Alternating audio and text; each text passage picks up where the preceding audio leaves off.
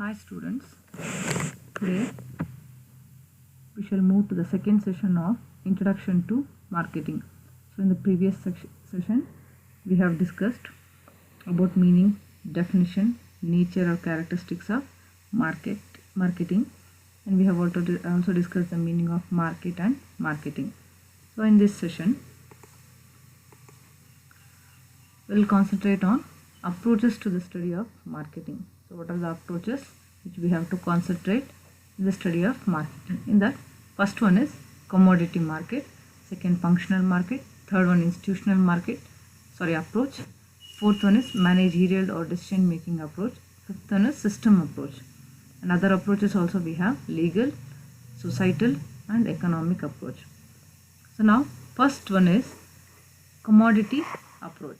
So in the commodity approach, so we have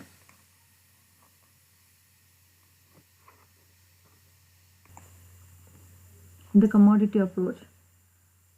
It tells how the original producer to final consumer the product reaches. Product ಹೇಗೆ ಒಬ್ಬ producer ಇಂದ ಕನ್ಸ್ಯೂಮರ್ಗೆ reach ಆಗುತ್ತೆ ಅಂತ. So in this we have to concentrate on these concepts. One is center of production ಎಲ್ಲಿ ನಡೆಯುತ್ತೆ ಅನ್ನೋದು, people engaged in buying and selling of the product, who and all has to buy or who and all has to sell, because without a buyer and seller a product cannot be sold or purchased. And what is the mode of transportation, how the product will reach us, through what ways of transportation or what means of transportation. And next, what sort of problems we have to face related to selling, advertising, financing and storage, and many more we have in the marketing sector. The problems, how it has to be solved. And so in this we have concentrate on an example, that is marketing of agricultural products such as wheat, cotton, etc. So I have given only two examples here, that is wheat and cotton. So in this any product you take into consideration, any agricultural product, from the buyer to the seller, these are all the stages that has to pass on.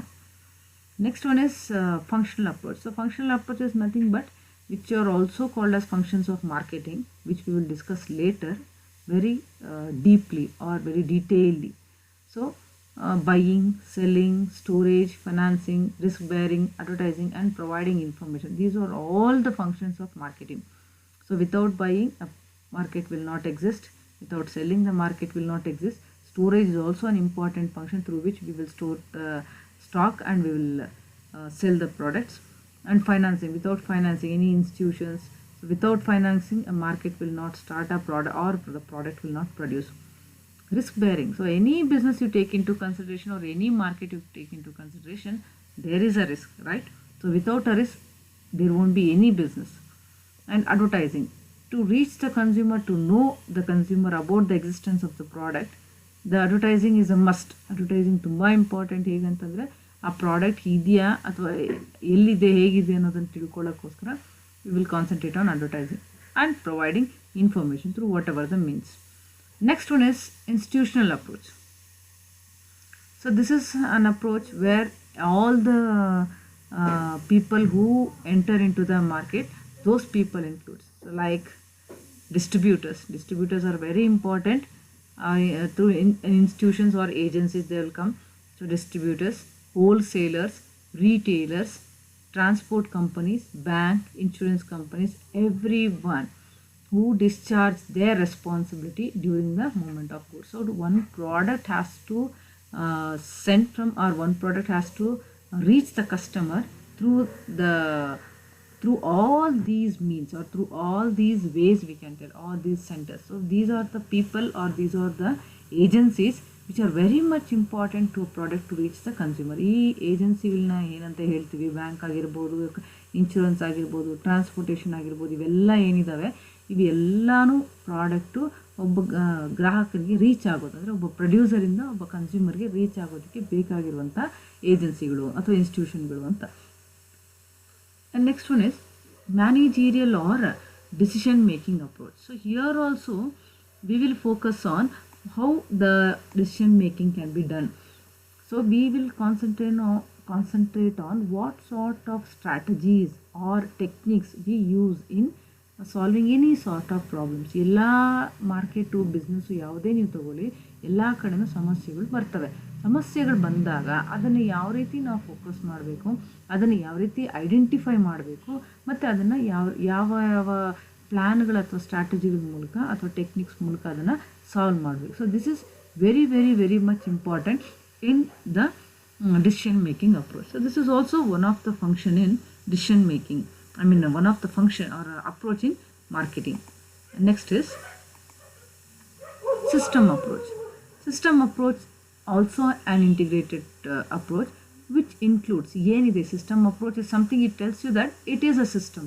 ಅಂದರೆ ಒಂದು ಸಿದ್ಧವಾದ ಒಂದು system ಇರುತ್ತೆ ಇಲ್ಲಿ. ಅಂದರೆ which ಇವಾಗ ನಾವು system ಅಂದಿದ ತಕ್ಷಣ ಗೊತ್ತಾಗುತ್ತೆ ಅಲ್ಲಿ ಒಂದು ಸ್ಟ್ಯಾಂಡರ್ಡು ಅಥವಾ ಒಂದು ಅಪ್ರಾಪ್ರಿಯೇಟ್ ಆಗಿ ಇರುವಂಥ ಎಲ್ಲ ಸ್ಟೇಜಸ್ಸು ಇರ್ತವೆ ಅಂತ.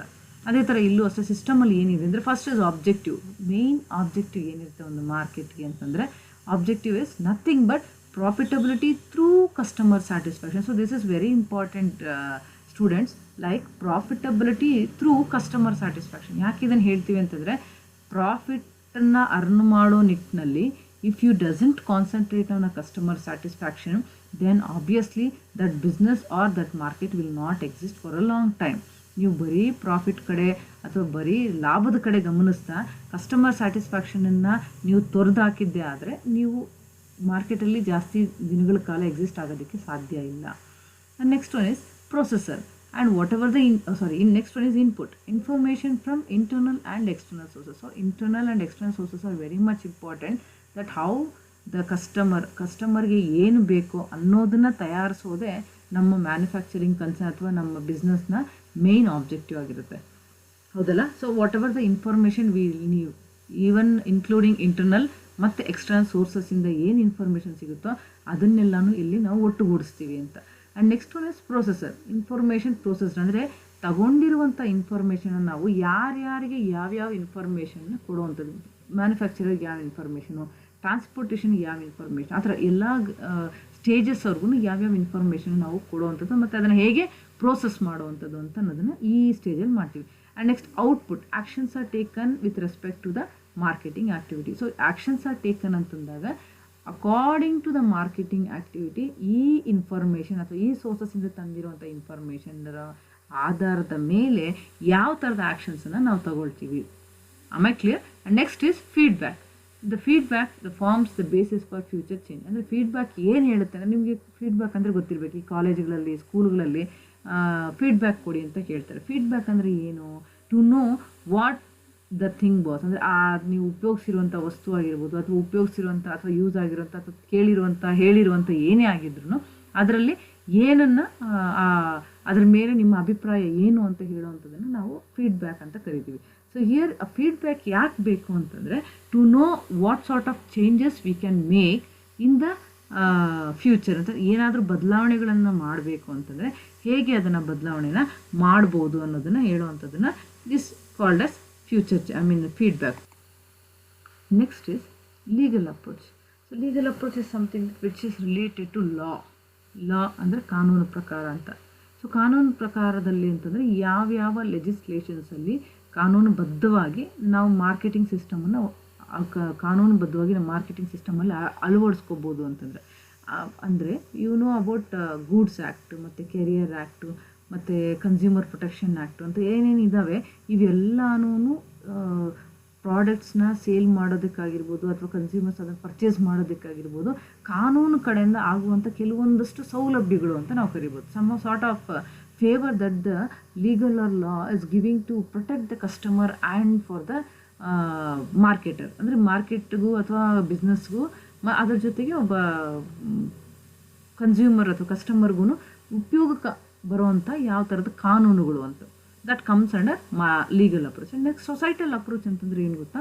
What ever the products we are producing either it is benefited to the society or not, either it is satisfying the desires of the society or not. Society ಅಂತಂದರೆ ನಾವೇ, we the people who are living in the society. So ನಮ್ಮ ನೀಡ್ಸನ್ನು, ನಮ್ಮ ಡಿಸೈರ್ಸನ್ನು, ನಮ್ಮ ವಾಂಟ್ಸನ್ನು ಈ market ಅಥವಾ ಈ producers ಏನು ಕೊಡ್ತಾ ಇದ್ದಾರಲ್ಲ ಪ್ರಾಡಕ್ಟು ಅದು ನಮ್ಮ ಸ್ಯಾಟಿಸ್ಫ್ಯಾಕ್ಷನ್ನ ತೀರಿಸ್ತಿದೆಯಾ, ಅದು ನಮ್ಮ ಡಿಸೈರ್ಸನ್ನು ಸ್ಯಾಟಿಸ್ಫೈ ಮಾಡ್ತಾ ಇದೆಯಾ ಅಂತ. So it is totally a belief that society use ಮಾಡ್ತಾ ಇದೆ ಆ ವಸ್ತು ಅಂತಂದಿದ ತಕ್ಷಣವೇ ಅದು ಅವರ ಡಿಸೈರನ್ನು ತೀರಿಸ್ತಾ ಇದೆ ಅಂತ ಅರ್ಥ. That means they are satisfying their desires or want. Next is economic approach. Economic approach we know that which includes supply, price, demand, product, sales, etc.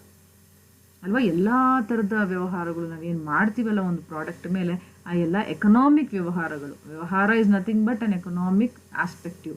So those everything includes this approach. ಅಂದರೆ ಇಲ್ಲಿ ಏನು ಮಾಡ್ಬೋದು ನಾವು, demand ಏನಿದೆ ಆ ಪ್ರಾಡಕ್ಟ್ನ demand ಆಗಿರ್ಬೋದು, ಅದರ ಸಪ್ಲೈ ಆಗಿರ್ಬೋದು, ಅದು ಮ್ಯಾಚ್ ಆಗೋದಾಗಿರ್ಬೋದು, whether it is equal to demand and supply or it is higher than the demand or lower than the supply, ಈ ಥರ ಏನಿದೆ ಈ ಎಲ್ಲನೂ ಎಕನಾಮಿಕ್ ಅಪ್ರೋಚಲ್ಲಿ ಬರುತ್ತೆ. ಮತ್ತು price, stability, instability, so whatever we think about the discrimination, ಅದೆಲ್ಲ ಏನು ಹೇಳ್ತೀವಿ ಇವೆಲ್ಲನೂ ನಾವು ಎಕನಾಮಿಕ್ ಅಪ್ರೋಚಲ್ಲಿ ನೋಡ್ಬೋದು ಅಂತ.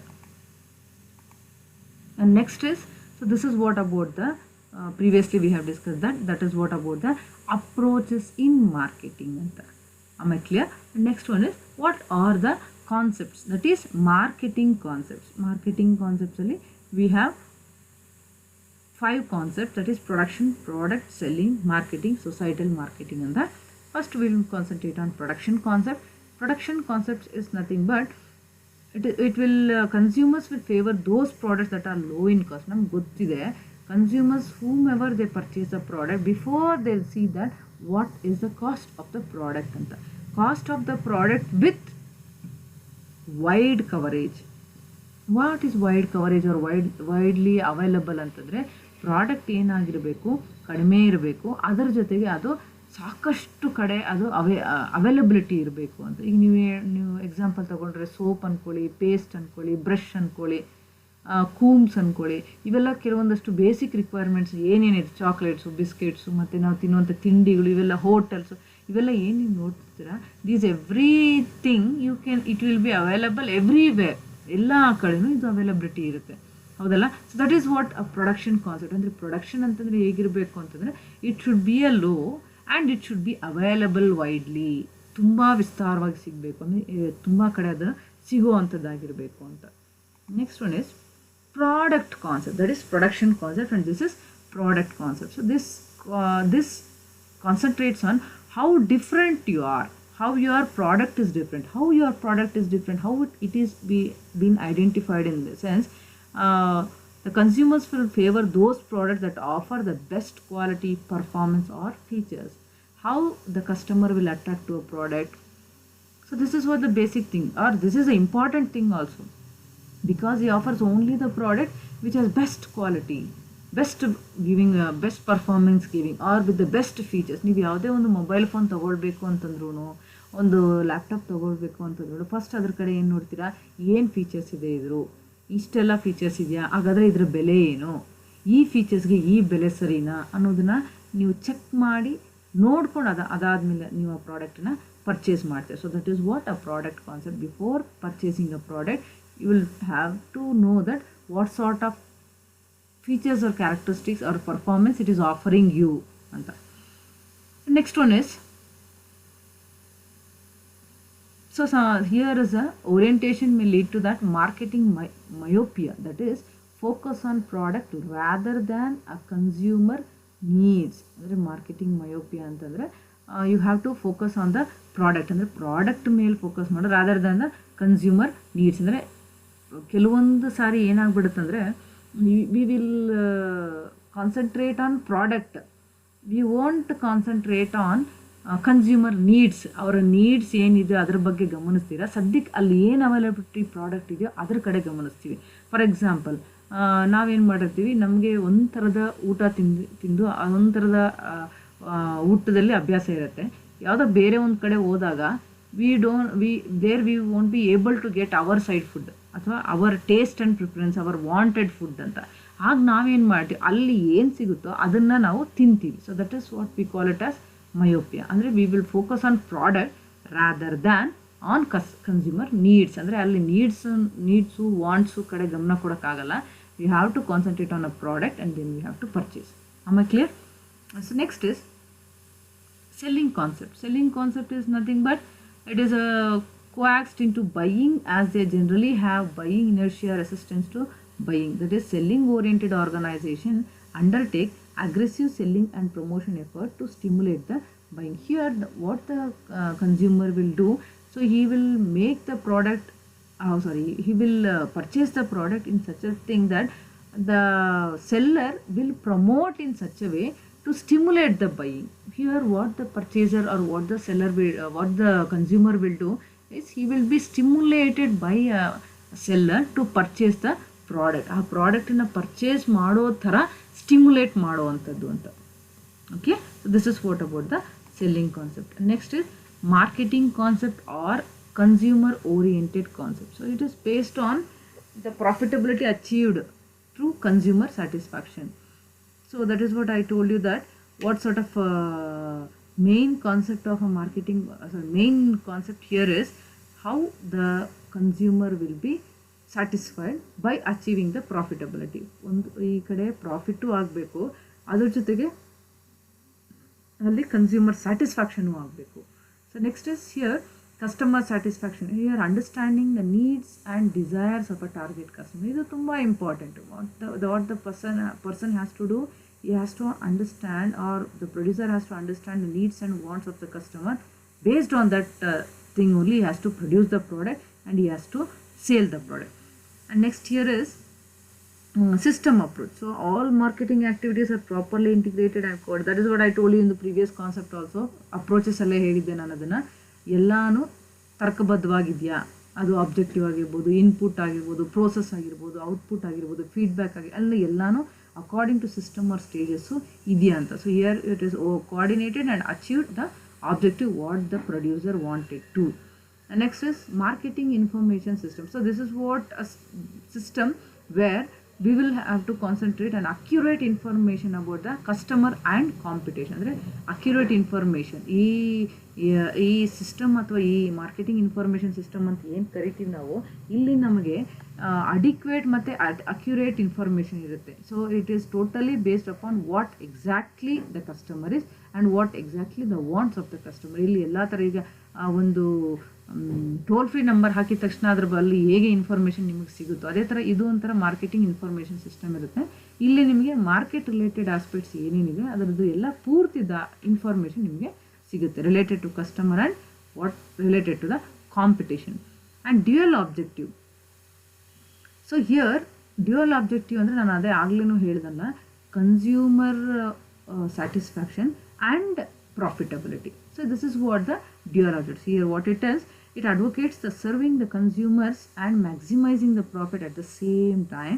Guaranteed route to profits is through customer satisfaction. ಇಲ್ಲಿ ಒಂದು ಪ್ರಾಫಿಟ್ ಅರ್ನ್ ಮಾಡೋದಕ್ಕೆ ಒಂದೇ ಒಂದು ದಾರಿ customer satisfaction. So to earn a good profit or to maximize a good profit, you have to make a customer satisfied.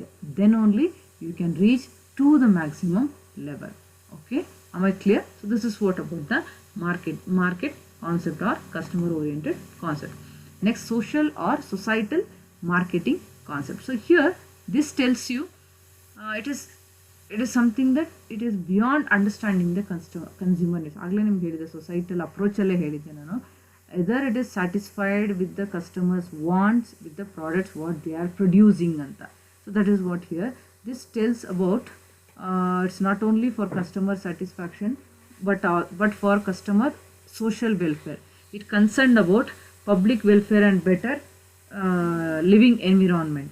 Here the better quality of life, etc. Everything what we adopt here is better quality of life. So better quality of life ಅಂತಂದರೆ customer ಹೇಗೆ public welfare ಮತ್ತು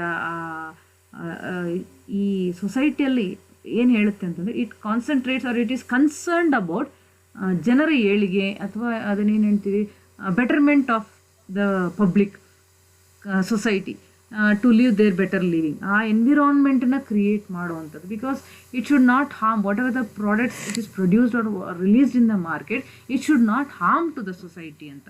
it should not get what you call it as problem to the society ಅಂತ.